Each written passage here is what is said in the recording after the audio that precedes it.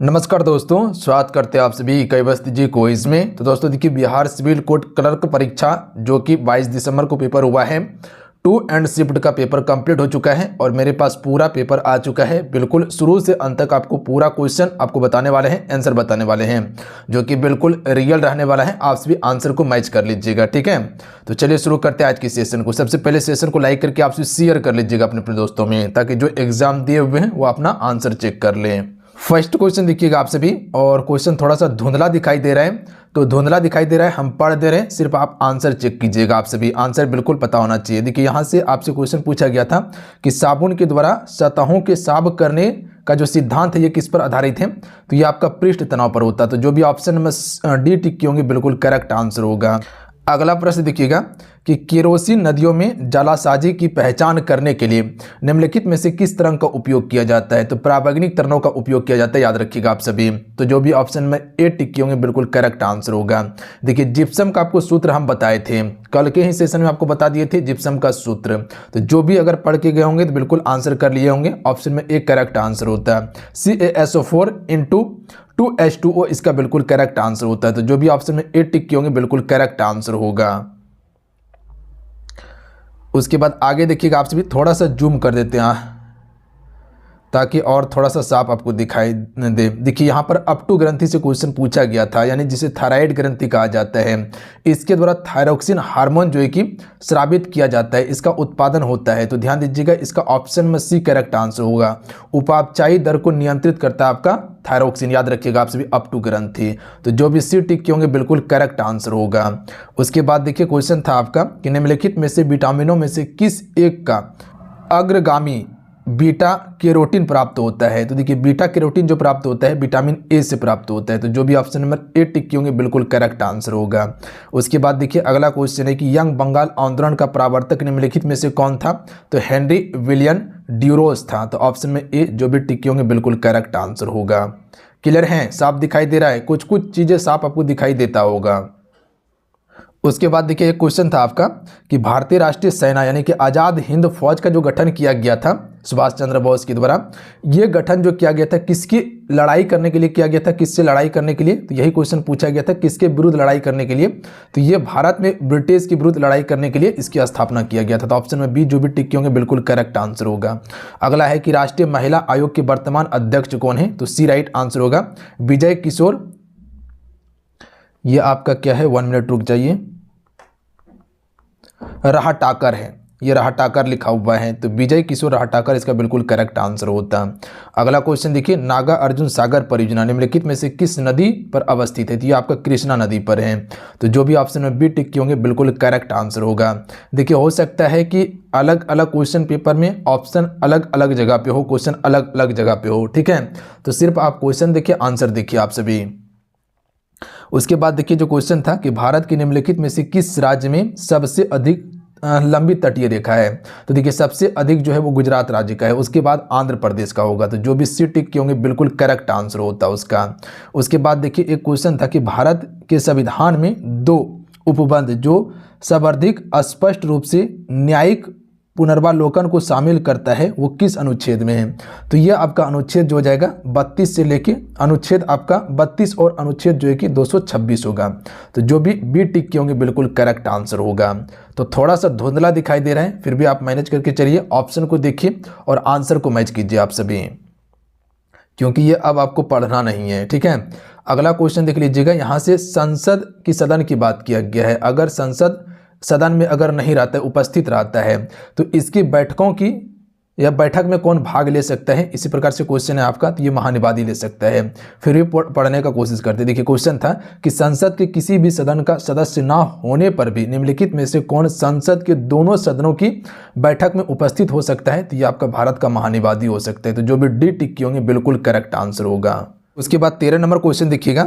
Question है कि निम्नलिखित में से कौन सी भारत के संविधान का आधारभूत विशेषता नहीं है, तो देखिए मौलिक अधिकार होता है, न्यायपालिका की स्वतंत्रता हो जाएगा, ये संघवाद नहीं होगा। तो जो भी सी टिक की होंगे बिल्कुल करेक्ट आंसर होगा। तो संघवाद नहीं होगा, ठीक है।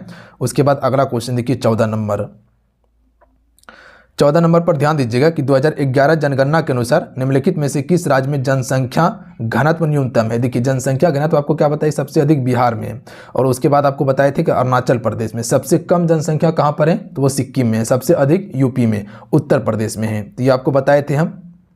उसके बाद अगला क्वेश्चन देख लीजिएगा, यहाँ से आपका कंप्यूटर का क्वेश्चन होता है। देखिए कल के सेशन में ही हम आपको बताए थे कि जंक ईमेल क्या होता है, तो आपको बताए थे कि स्पैम होता है। तो देखिए कंप्यूटर में जो हम पढ़ाए थे एकदम हूबहू क्वेश्चन छप गया है, कहीं कोई दिक्कत नहीं था।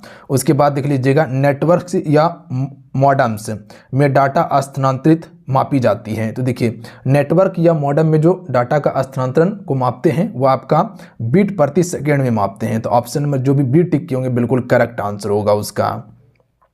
उसके बाद है एक वीडियो डैश के अनुक्रम से मिलकर बनता है। तो देखिए एक वीडियो जो है ये आपका फ्रेम के अनुक्रम से मिलकर बनता है। तो जो भी ऑप्शन में ए टिक होंगे बिल्कुल करेक्ट आंसर होता है उसका। उसके बाद 19 नंबर क्वेश्चन देखिएगा, क्वेश्चन है कि निम्नलिखित में से कौन सा शब्द संसाधन सॉफ्टवेयर है। तो देखिए शब्द संसाधन की बात किया गया है, यानी कि कोई भी चीज़ लिख सकते हैं आप सभी, जैसे कह सकते हैं कि पत्र लिख सकते हैं, वो आपका MS वर्ड हो जाएगा। ये एक आपका शब्द संसाधन होगा। एक आपको स्प्रेडशीट के बारे में बताए थे, जैसे बताए थे कि आप सभी को एक्सटेंशन से क्वेश्चन पूछा जाता है, पूछा गया था क्वेश्चन, अभी बताएंगे आपको कहाँ पूछा गया है। और वो क्लास हम आपको स्पेशल भी दिए थे, प्लस में आपको डोमेन नेम का भी क्लास दिए थे, डोमेन नेम के बारे में बताए थे, वो भी क्वेश्चन पूछ लिया गया आपसे। क्वेश्चन है कि वह सॉफ्टवेयर जिसे किसी टास्क को पूरा करने के लिए प्रयोग किया जाता है या पत्र लिखा जाता है, ये क्या कहलाता है। तो पत्र लिखने के लिए हम सभी किस में प्रयोग करते हैं पता है, MS वर्ड का प्रयोग करते हैं। तो वो क्या है, एक आपका एप्लीकेशन सॉफ्टवेयर है। तो जो भी ऑप्शन में सी टिक होंगे बिल्कुल करेक्ट आंसर होगा। आप इस सेशन को जरूर लाइक करते चलिएगा। देखिए कोशिश कर रहे हैं कि जहाँ धुंधला है वो बिल्कुल हम क्लियर करके आपको पढ़ के एकदम आंसर सही आपको बता दें हम। अगला है निम्नलिखित में से कौन कंप्यूटर की भाषा नहीं है। तो आपको क्या बताए थे कंप्यूटर की भाषा कौन कौन सा है, जैसे बेसिक हो गया, कोबोल हो गया, फोटोन हो गया। तो ऑप्शन नंबर सी इसका करेक्ट आंसर होगा। लोटस जो है कि कंप्यूटर की भाषा नहीं है। बात समझे आप सभी। अब आइए देखिए यहाँ पर एक ब्राउज़र से क्वेश्चन पूछा गया था, कई बार आपको बताया कि ब्राउज़र से क्वेश्चन पूछा जाएगा, पूछ लिया गया। निम्नलिखित में से कौन सा एक वेब ब्राउज़र नहीं है। तो आपको बताए थे ब्राउज़र का अलग लिस्ट दिए थे और उसके बाद सर्च इंजन का। तो आपको बताए थे कि जो आपका गूगल है, याहू है, ये सभी क्या है, सर्च इंजन है। जबकि आपका ओपेरा हो गया या मोजिला फायरफॉक्स हो गया या क्रोम हो गया, ये सभी आपका ब्राउज़र है। तो याद रखिएगा ऑप्शन नंबर ए जो भी टिक होंगे बिल्कुल करेक्ट आंसर होता है उसका। उसके बाद है कि डैश डोमेन नेम आमतौर पर शिक्षा उद्देश्य के लिए प्रयोग किया जाता है। डोमेन नेम के बारे में बताए थे, बिल्कुल .edu हो जाएगा। .com जो होता है वो कॉमर्शियल के लिए होता है। तो ऑप्शन नंबर इसका डी करेक्ट आंसर होगा। यानी कि जो भी क्लास किए होंगे कंप्यूटर का प्रश्न आराम से बना के आएंगे, कहीं कोई दिक्कत नहीं होगा, क्योंकि हुबहू छपा है क्वेश्चन।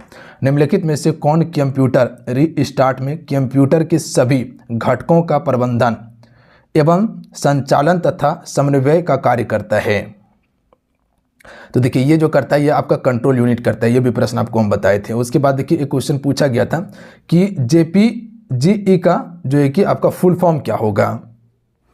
तो इसका राइट आंसर ऑप्शन नंबर जो है कि सी करेक्ट आंसर होता है, ज्वाइंट फोटोग्राफ एक्सपर्ट ग्रुप होता है। ऑप्शन में सी बिल्कुल करेक्ट आंसर होता है इसका।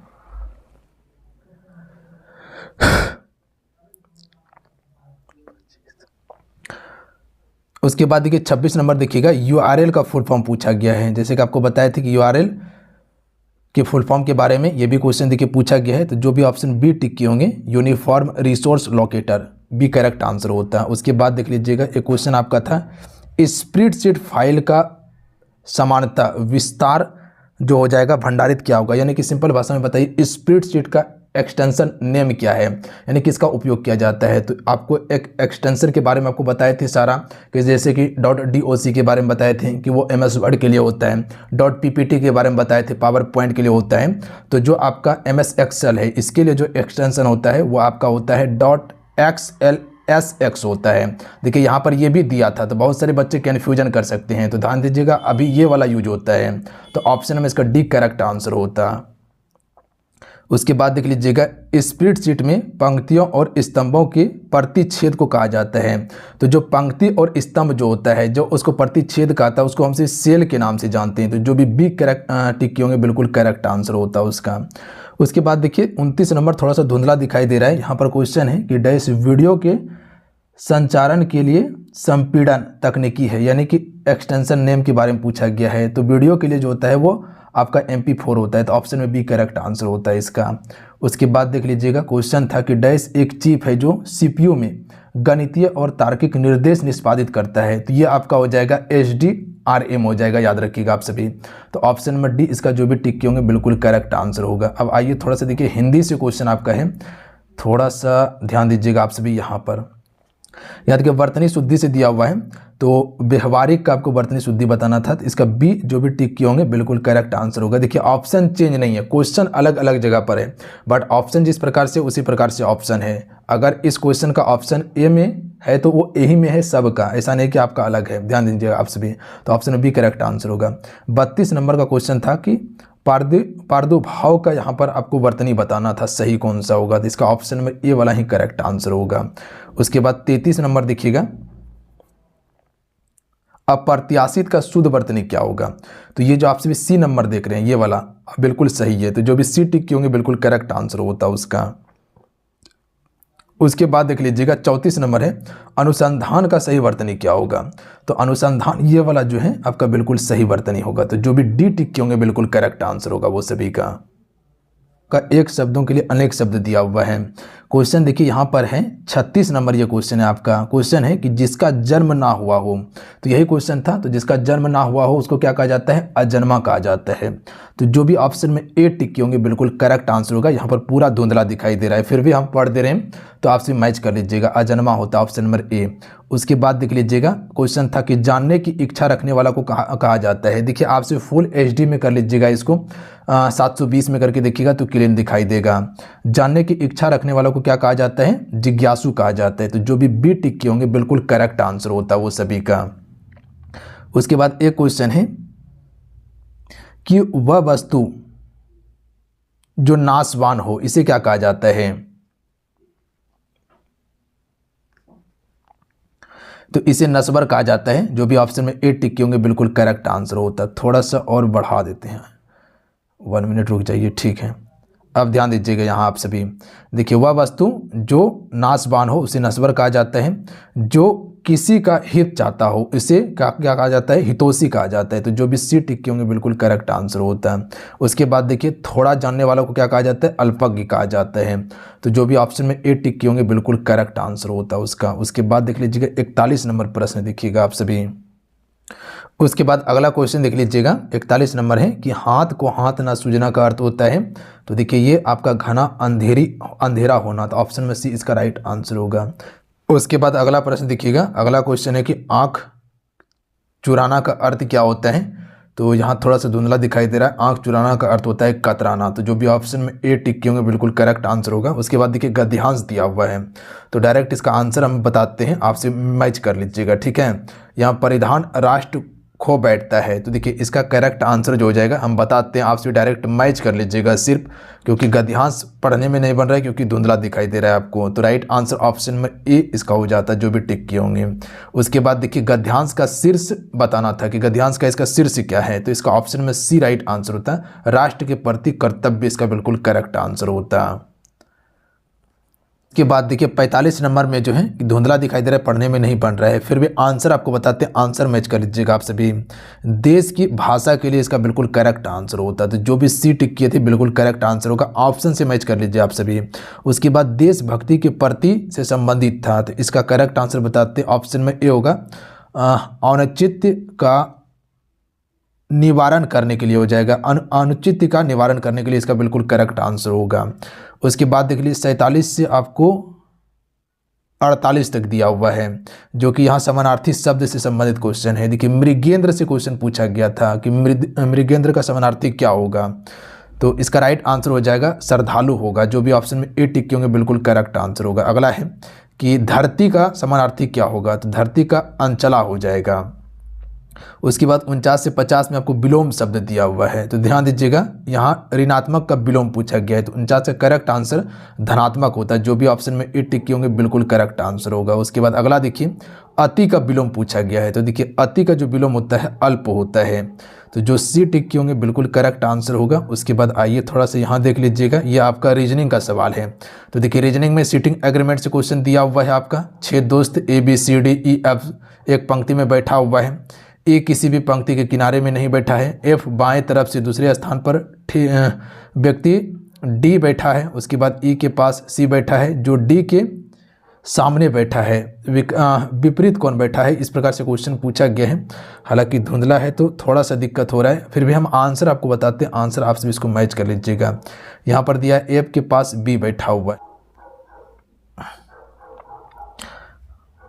आइए 51 नंबर क्वेश्चन से देखिए, यहाँ पर से दिया हुआ था कि निम्नलिखित में से कौन सा एक दूसरे के सामने विपरीत बैठा है। तो देखिए एक दूसरे के सामने विपरीत जो है वो आपका ए और एफ है, तो जो भी ए और एफ टिक होंगे बिल्कुल राइट आंसर होगा। उसके बाद था निम्नलिखित में से कौन एक ही पंक्ति में बैठा हुआ है। तो देखिए एक ही पंक्ति में जो बैठा हुआ है वो आपका ए और ई बैठा हुआ है, तो जो भी ए और ई टिक होंगे बिल्कुल राइट आंसर होगा। उसके बाद देखिए निम्नलिखित में से कौन दो पंक्ति में एक बैठा है। तो देखिए दो पंक्ति में एक जो बैठा हुआ है तो इसका आपका DBF होता, तो जो भी सी टिक किए होंगे DBF ध्यान देंगे आप सभी, ऑप्शन पर ध्यान दीजिए आप सभी।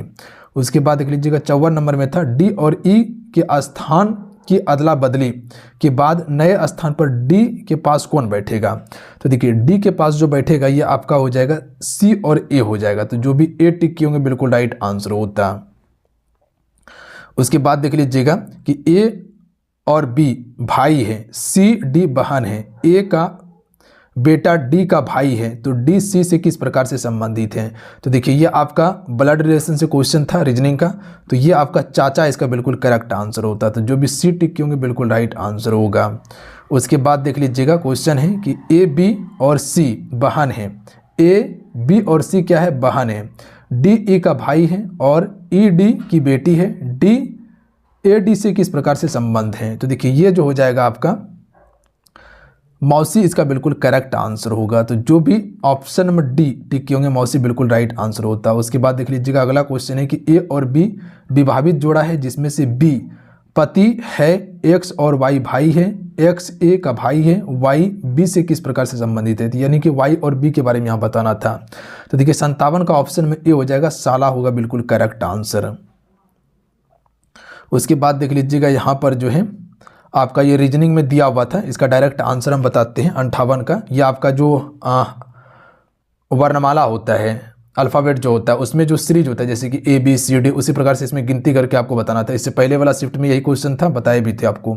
तो देखिए इसका जो है हो जाएगा ऑप्शन नंबर सी 3 होता, यानी कि 3 होता। और उसके बाद जो है कि 59 नंबर में आपका जो हो जाएगा वो आपका 4 होगा, यानी कि 4 हो जाएगा। और 60 नंबर वाला जो हो जाएगा उसके बाद 60 नंबर में देखिएगा इसका राइट आंसर 4 ही होता है इसमें भी, तो जो भी 4 टिक होंगे बिल्कुल राइट आंसर हो जाता है आप सभी का। देखिए यहाँ तक हम सभी कंप्लीट कर चुके हैं। अब जो मेरे पास जो पेपर अवेलेबल है वो काफ़ी ज़्यादा धुंधला आपको दिखाई देगा, जो कि मैथमेटिक्स का है। तो अगर फ्रेश पेपर मिल जाता है तो वो हम आपको बता देंगे। काफ़ी ज़्यादा धुंधला है जिसके कारण से मेरे ख्याल से मैथमेटिक्स वाला पोर्शन का आंसर नहीं मिल पाएगा आप सभी को। उसके बाद होगा तो क्लियर करके हम आपको टेलीग्राम पे दे देंगे, जाके टेलीग्राम ग्रुप को ज्वाइन कर लीजिए आप सभी। और देखिए यहाँ पर देखिएगा तो ये पूरा काफ़ी ज़्यादा धुंधला है, पढ़ने में नहीं बन रहा है। आंसर क्वेश्चन पेपर मेरे पास अवेलेबल है, पूरा 90 क्वेश्चन का आंसर मेरे पास अवेलेबल है। तो इसका आंसर जो बच गया आपका जो वो हम आपको बता देंगे, आंसर आपको टेलीग्राम पे हम दे देंगे क्वेश्चन नंबर के साथ में, तो आप सभी देख लीजिएगा।